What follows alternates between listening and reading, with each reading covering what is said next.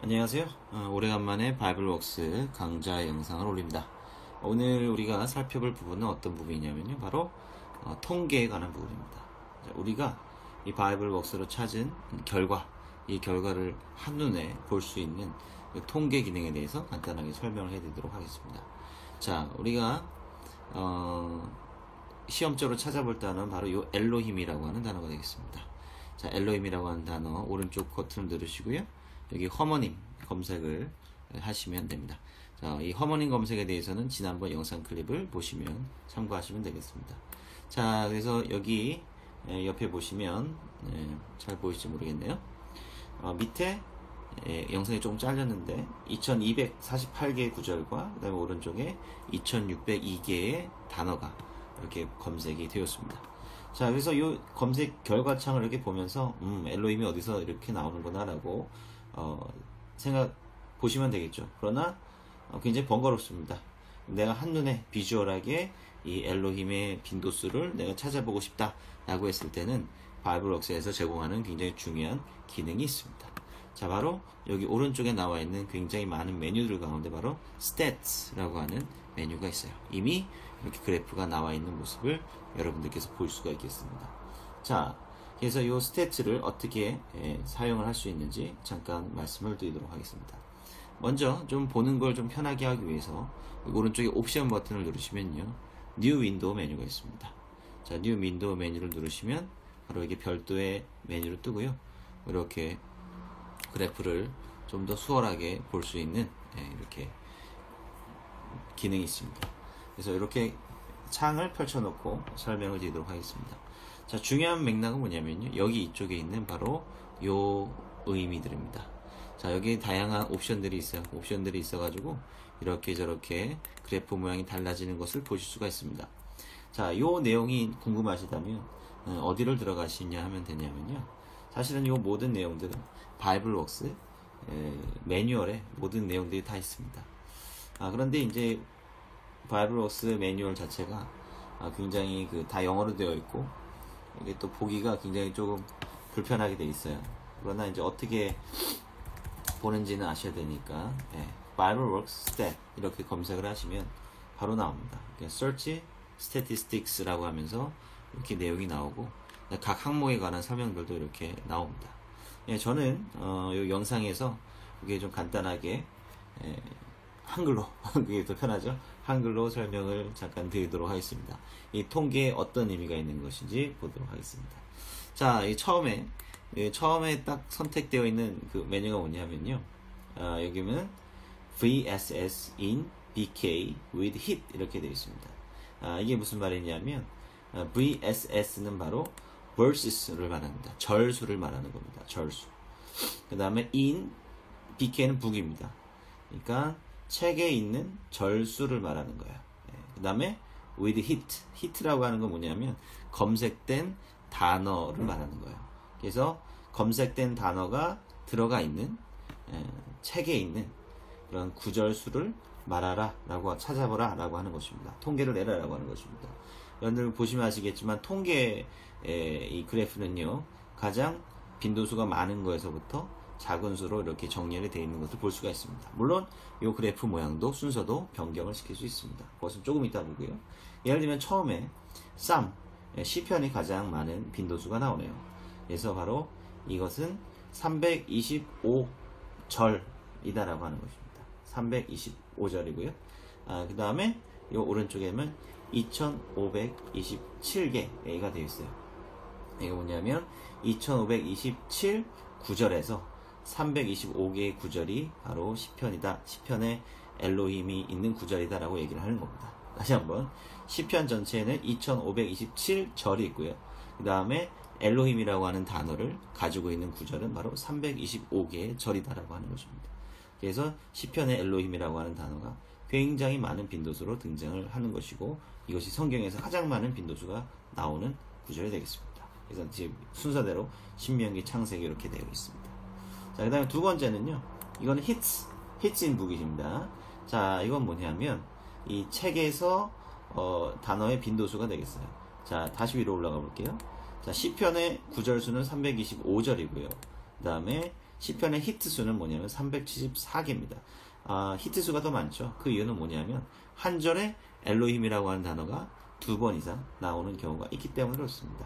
예, 뭐 한 절에 한 번만 사용되는 경우도 있겠지만 그래도 찾아보다 보면 한 절에 이렇게 2개가 이렇게 사용이 되는 경우가 이렇게 있는 것이죠. 그렇기 때문에 일반적으로는 검색된 구절 수보다는 히트 수가 보통 이제 더 많게 되겠습니다. 자, 그래서 이 책의 히트 수가 신명기에는 374개가 발견이 되고, 그다음에 시편에서는 365개가 발견이 되고, 이런 식으로 쭉 나옵니다. 이게 구절수로만 따지면 시편이 가장 높지만, 그러나 이제 히트 수로만 따지면 신명기에서 가장 많은 수의 엘로힘이라고 하는 이 단어의 빈도수가 나오는 것입니다. 그래서 이것은 전체 책으로 따졌을 때 이제 빈도수 퍼센티지도 옆에 나오고 있습니다. 자, 세 번째는 퍼센티지, 이제 비율만 나와 있는데요. 어떤 비율이냐면 여긴 구절입니다. 책에 있는 구절수, 그 다음에 히트, 그러니까 검색된 단어가 있는 책에 있는 구절수는 구절수 나누기 그 다음에 책의 전체 구절수를 말하는 거예요. 네. 그러니까 이제 이거는 퍼센티지 비율입니다. 그래서 책 전체 구절수의 비율을 따져서 이 단어를 포함하고 있는 구절수의 퍼센티지가 얼마냐라고 하는 것을 보여주는 지표다라고 하는 것이죠. 그래서 신명기에서는 32.534% 가장 높은 빈도수 비율을 보고 있는 것입니다. 자, 그 다음에 hits in book 나누기, hits in, 이건 person이랍니다. person, 책 전체, 성경책 전체를 말하는 것이라고 보시면 되겠습니다. 그래서 이것은 뭐냐면 책에서 그 각 책에서 발견된 단어수, 그러니까 엘로힘의 빈도수를 하는 거고요. 그다음에 나누기, 그다음에 hits in person, 그러니까 그 전체, 이 책 전체에서 엘로힘의 빈도수 나누기 그 책에 나와 있는 빈도수라고 하는 것이죠. 그러니까 이 엘로힘이라고 하는 단어가 약 2602번이 발견이 되었는데 그 각 책에서 나오는 엘로힘의 빈도수가 몇 퍼센트인가를 보여주는 전체 책에 나온 수 대비 통계라고 이제 보시면 되겠습니다. 그 다음에 이건 versus in book with hit versus in person이죠. 자, 이건 뭐냐면 엘로힘이라고 하는 단어를 포함하고 있는, 검색된 단어를 포함하고 있는 그 책에 나와 있는 구절수 나누기 전체 책의 구절수를 나눈 것입니다. 그래서 이것은 전체 구절수, 엘로힘을 포함하고 있는 구절의 분포가 어떻게 되어 있는가를 이제 보여주고 있는 것입니다. 그래서 이거는 이제 시편에 가장 많은 구절수를 가지고 있다라고 하는 것이 통계죠. 자, 이거는 뭐냐면 hits in book 나누기 words in book입니다. 자, 이거는 책에 나와 있는 그 빈도수, 엘로힘이라고 하는 단어가 발견된 그 단어의 수 나누기 전체 책의 빈도수로 나눈 것입니다. 전체 단어 수로 나눈 겁니다. 자, 그래서 신명기에는 1.839%가 발견됐는데 바로 374번이 엘로힘이라고 하는 단어가 나왔어요. 그런데 이 신명기에 들어있는 전체 단어 수가 2341개입니다. 그걸로 나눴을 때 바로 1.8% 정도의 비율을 가지고 있다라고 하는 것이고, 그 비율은 전체 성경책 가운데 가장 높은 비율이라고 볼 수가 있다라고 하는 것이죠. 자, 그 다음에 hits in book 나누기, 그 다음에 책에 나와 있는 그 단어의 빈도수 나누기 전체 책의 전체 성경의 빈도수, 전체 책의 단어수로 나눈 것입니다. 자, 신명기에는 374개의 엘로힘이라고 하는 단어가 발견이 되었는데 전체 책의 숫자는 43만 2,596개의 단어입니다. 그래서 전체 책의 측면에서 봤을 때 각 책에 나타나는 엘로힘의 빈도수의 비율을 우리가 이제 한눈에 볼 수가 있다라고 하는 것입니다. 자, 그래서 여러분들이 필요한 통계를 이렇게 열람을 할 수가 있는 그런 기능을 가지고 있습니다. 이것이 이제 중요한 측면이 되겠고요. 그 다음에 그래프를 여러분들이 가공을 할 수가 있는데, 여기 가운데 보면은, 자, 여기 normal 치면은 보면은 창세기부터 출애굽기 레위기 이렇게 책 순서별로 이렇게 나와 있어서 책 순서별로 가는 추이를 우리가 이제 볼 수가 있겠습니다. 제 블로그 글에 보면 제가 창세기에서 나오는 엘로힘과 엘로힘이라고 하는 이야기, 그 다음에 출애굽기로 이제 흘러가면서 엘로힘의 빈도수가 확 떨어진다라고 제가 말씀을 드렸고, 그것이 굉장히 유일신 신앙과 굉장히 관련이 있는 것이다라고 하는 포스팅을 올렸는데요. 바로 이렇게 한눈에 그런 엘로힘이라고 하는 빈도수가 굉장히 떨어지고 있는 것을 우리가 볼 수가 있습니다. 대신에 이제 엘로힘 대신에 요드헤이 바브헤이, 그 하나님의 고유 신명이 점차 늘어나고 있는 것을 제가 이제 말씀을 드렸고, 사실 신명기는 또 다른 이제 측면을 가지고 있기 때문에 이제 확 늘었어요. 사실 신명기에서는 요드헤이 바브헤이하고 엘로힘하고 거의 동일하게 같이 쓰이는 경우들을 많이 볼 수가 있습니다. 네.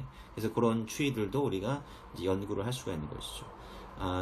그리고 참 한 가지 더 덧붙여 드려야 될 부분은 뭐냐면, 다른 부분은 몰라도 요 맨 마지막에 두 개, hits in book, words in book입니다. 그러니까 요 나누기는 뭐예요? 분모가 되는 것은 무엇입니까? 바로 책에 나와 있는 단어들 수가 기준이 되는 겁니다. 그래서 우리가 한 단어만 찾는 건 아니죠. 어떤 여러 개의 단어를 같이 찾아야 될 수도 있습니다. 엘로힘이라고 하는 단어가 아니라 뭐 엘로힘과 아도나이가 같이 나오는 그런 빈도수를 찾아야 될 때고 있겠죠. 그렇기 때문에 이거는 개별 단어를 찾을 때만 의미가 있는 통계고, 두 개 이상의 단어를 찾으실 때는 별로 의미가 없는 통계이기 때문에 무시하셔야 되는 그런 통계가 되겠습니다. 자, 그 다음에 ascending 하면은 낮은 거에서부터 이제 높은 걸로 이제 내려가게 되고요. descending 하면 이게 이제 디폴트 값입니다. 초기 값인데 높은 거에서부터 낮은 것으로 이제 이렇게 정리를 하실 수가 있습니다. 그래서 edit custom으로 하시면 여러분들이 책 순서를 아예 뺄 수도 있고, 여러분들이 임의로 조정을 할 수가 있습니다. 그렇기 때문에 여기도 여러분들이 책 약어 이름을 이용해서 책 순서를 여러분들이 원하시는 대로 조정을 하면 그 순서대로 여기 화면에 출력이 되게 되는 것입니다. 자, 그리고 여러 옵션이 있는데요. 그래프 옵션 같은 경우 보면 show zeros 하면은 아예 통계가 없는, 사실 통계가 없는 것도 굉장히 유의미한 겁니다. 재밌게도 에스더서에는 엘로힘이라고 하는 단어가 한 번도 등장하지 않아요. 그 다음에 요드헤이 바브헤이도 역시 등장하지 않습니다. 에스더라고 하는 책은 굉장히 그래서 세속적인 책이다, 하나님이 나타나지 않는 책이다라고 해서 그것이 굉장히 특징인 책이다라고 하는 것이죠. 다른 책들은 사실은 요드헤이 바브헤이 정도는 나오는데 에스더에서는 한 번도 나타나지 않는 그런 책입니다. 그래서 통계에서 한 번도 잡히지 않는 것도 어떤 연구의 목적에 따라서는 굉장히 유의미한 결과가 될 수 있기 때문에 굉장히 또 중요한 옵션이 될 수가 있겠죠. 그래서 요거 그 다음에 두 번째 옵션은 뭐냐면요, 위에서부터 아래로 그래프가 갑니다. 만약에 뭐 이렇게 내가 그래프를 보는 게 더 좋다라고 하시는 분은 바로 이렇게 설정을 하시면 되겠습니다. 자, 그리고 그 외에도 뭐 여러 옵션들이 있어요. 여기 두 가지 옵션이 있는데, 요거는 이제 화면에 이제 맞춘다든지 이제 그런 다양한 옵션들을 가지고 있습니다.